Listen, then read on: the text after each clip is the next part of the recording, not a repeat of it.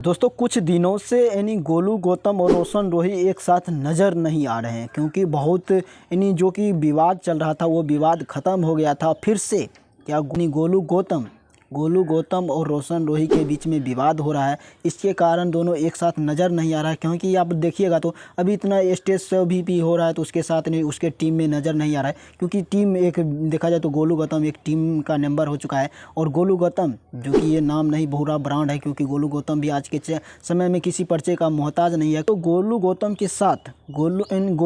के साथ रोशन रोही का सच में विवाद हो चुका है। तो ये सब आप लोग बिल्कुल गलत सोच रहे हैं और सुन रहे हैं। ऐसा कोई बात नहीं है जो कि आप लोग कमेंट भी कर रहे हैं, बहुत लोगों का ये सवाल भी है, लेकिन ऐसा कोई बात नहीं है जो कि अब कुछ दिन पहले ही देख लीजिए यानी कल परसों में इसका बर्थडे था गोलू गौतम का। उसमें यानी रोशन रोही ने फ़ोटो पोस्ट करके यानी बर्थडे विश किया था।